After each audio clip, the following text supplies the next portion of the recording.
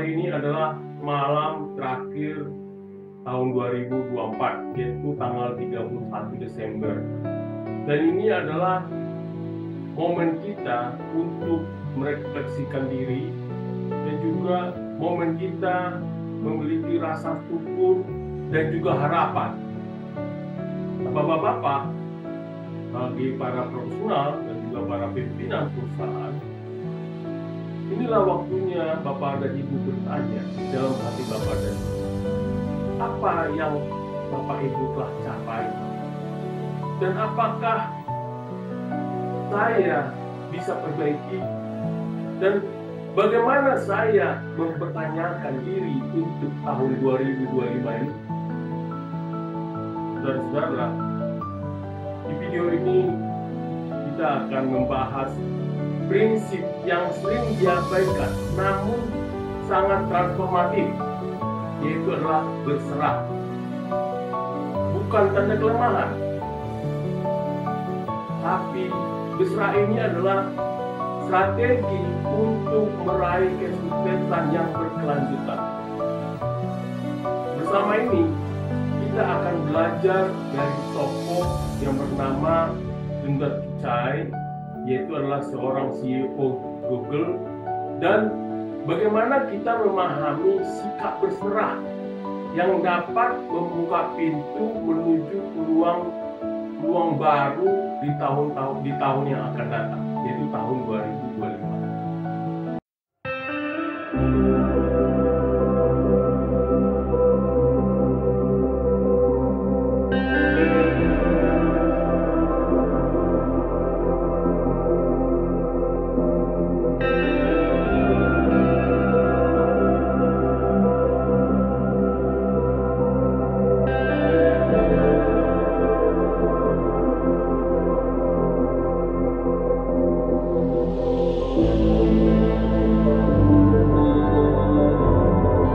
Saudara-saudara, Bapak dan Ibu, para profesional dan juga para pimpinan perusahaan, apa yang muncul di pikiran Bapak dan Ibu ketika mendengar kata berserah? Banyak orang menganggapnya sebagai tanda kelemahan atau menyerah. Namun, dalam dunia kepemimpinan dan pengembangan diri, berserah memiliki arti yang jauh lebih dalam. Berserah adalah tindakan melepas kendali atas hal-hal yang berada di luar kemampuan kita. Bukan berarti mengabaikan tanggung jawab, tetapi mengarahkan energi pada hal-hal yang benar-benar penting. Coba kita pikirkan sebuah sungai. Nah, ketika bertemu batu besar, sungai tidak berhenti. Ia mengalir di sekitarnya, menemukan jalan baru dengan mudah. Inilah esensi berserah, yaitu melangkah maju meski ada rintangan, percaya pada proses, dan beradaptasi dengan ketangguhan. Nah, bagi bapak-bapak, bagi seorang pemimpin maupun seorang profesional, berserah adalah kunci untuk tetap fokus dan jernih. Ini memungkinkan bapak-bapak dan ibu untuk memprioritaskan melihat gambaran besar dan juga memimpin dengan rasa percaya diri, meski masa depan tampak tidak pasti.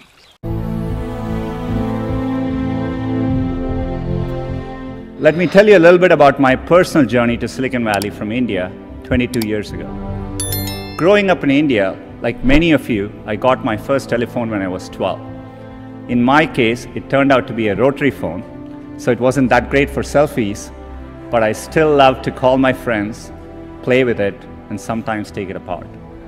That telephone cemented my fascination with technology. I remember in my parents' house in Chennai, reading about the invention of the transistor at Bell Labs. Of course, that initial invention helped found what became known as Silicon Valley, and out of that came companies like Fairchild Semiconductor and Intel, and all the computers and software that we all use today.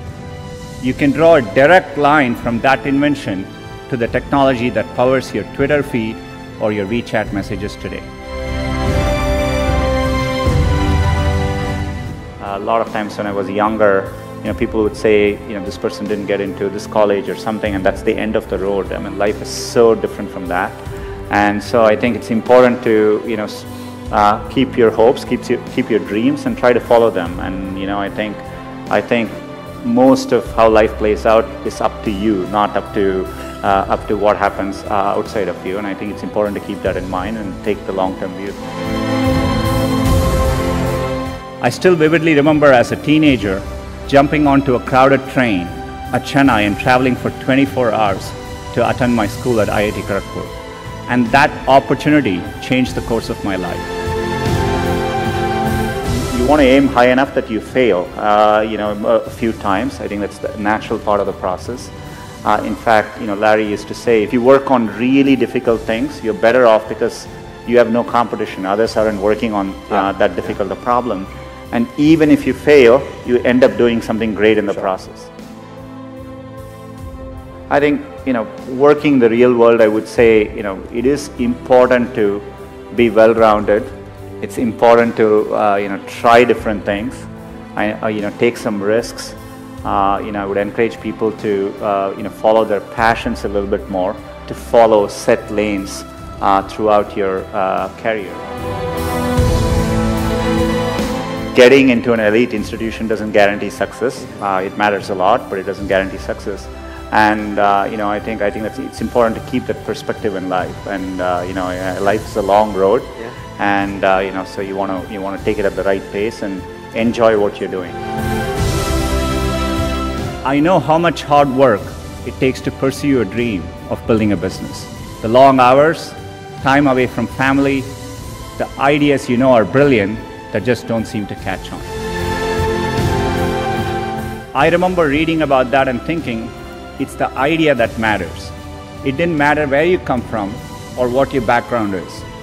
One revolutionary idea, one brilliant invention can unleash other entrepreneurs to revolutionize industries in ways you could never predict.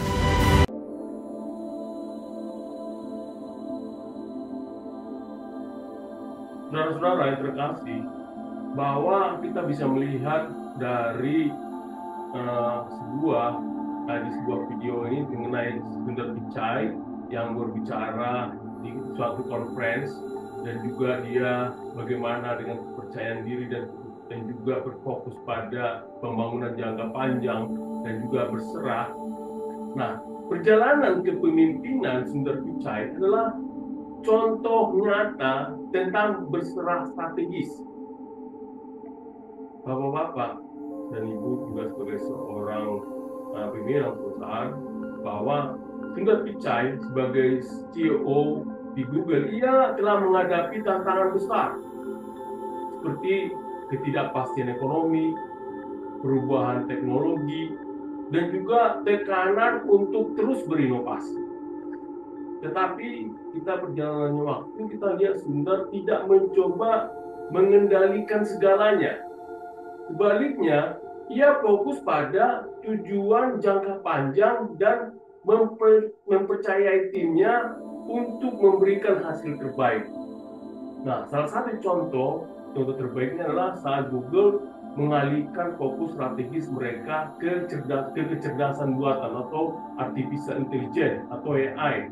Nah, keputusan ini membutuhkan keberanian untuk melepaskan prioritas yang ada dan mengambil risiko di wilayah yang belum terpetakan. Hari ini Bapak-bapak dan kita bisa lihat bahwa Google menjadi pemimpin di dalam AI, mulai dari Google Translate hingga proyek terobosan seperti DeepMind.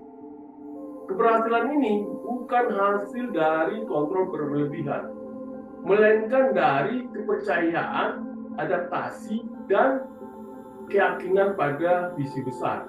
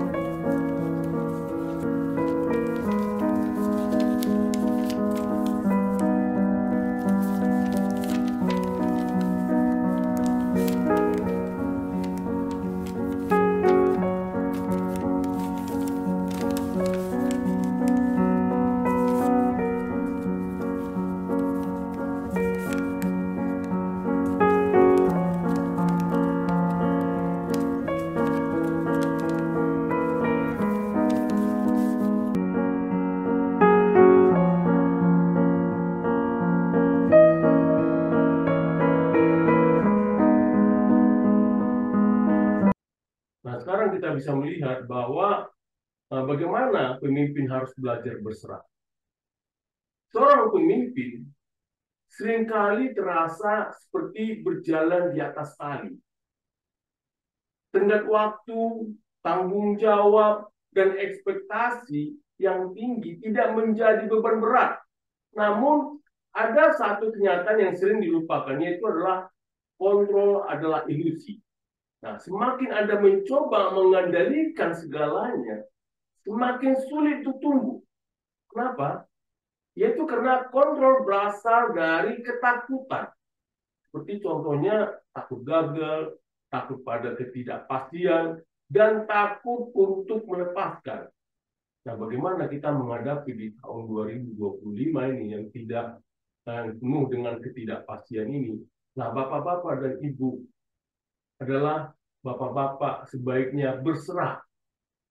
Yaitu adalah berserah tentang keyakinan, tentang kepercayaan. Bagaimana caranya? Yaitu adalah bapak-bapak bisa melakukan satu, fokus pada prioritas utama, yaitu melepaskan hal-hal kecil dan mengarahkan energi bapak dan ibu pada keputusan strategis. Yang kedua, memberdayakan tim Anda, tim bapak dan ibu, yaitu memberi ruang kepada orang lain untuk memimpin, berinovasi, dan juga sehingga akhirnya mencapai kesuksesan. Dan ketiga adalah beradaptasi dengan ketangguhan. Nah, ini diajarkan bagaimana bisa melawan ketangguhan. Hadapi ketangguhan, hadapi tantangan sebagai peluang untuk belajar. Saya mengutip di sini bahwa bayangkan bahwa memimpin tanpa rasa takut hanya dengan kepercayaan.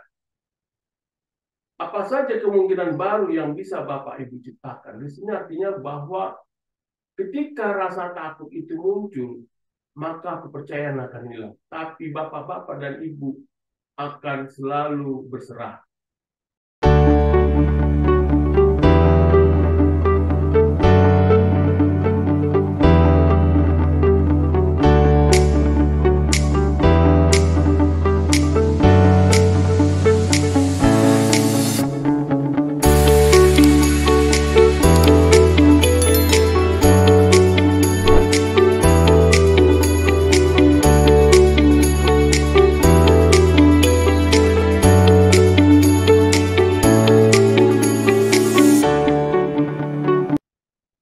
Bapak-bapak dan ibu para profesional dan juga para pimpinan perusahaan di sini, kita belajar bagaimana seorang pemimpin yang berserah, yaitu adalah cara-cara untuk menjadikan berserah sebagai bagian dari praktik kepemimpinan Bapak dan Ibu, yaitu satu, refleksi harian, yaitu adalah luangkan waktu 10 menit setiap hari untuk menulis.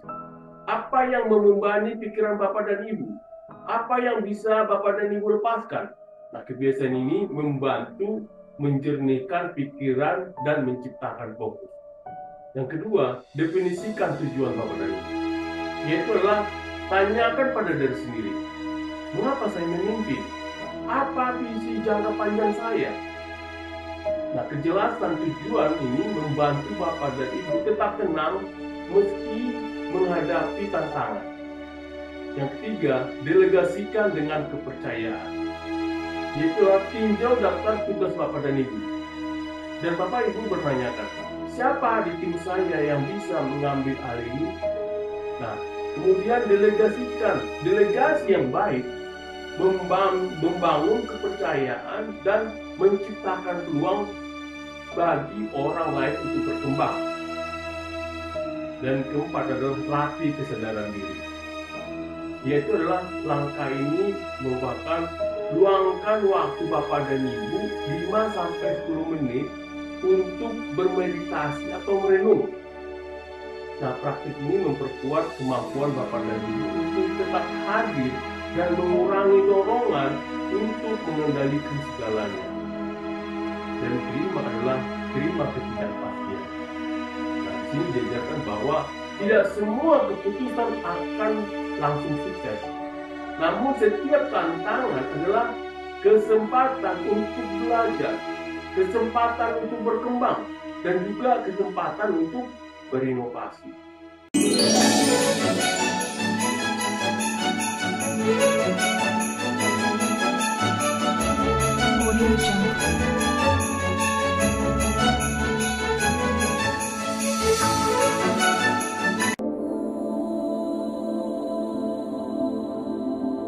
Nah, di sini Bapak-bapak dan Ibu, para profesional dan juga para pimpinan perusahaan, bahwa kita, apakah Bapak dan Ibu sebagai profesional siap menghadapi tahun 2025 ini?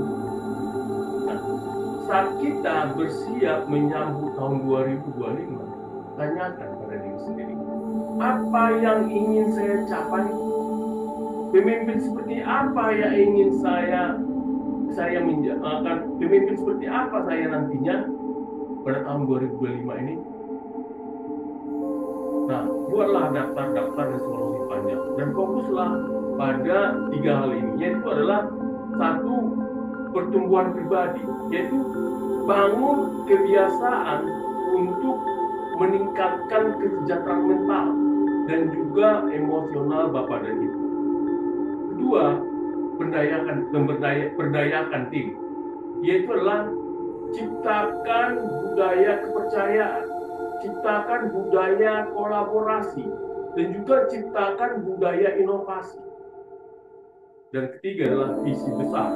Nah, di sini Bapak dan Ibu fokus pada tujuan jangka panjang yang menginspirasi Bapak dan Ibu dan juga tim Bapak dan Ibu.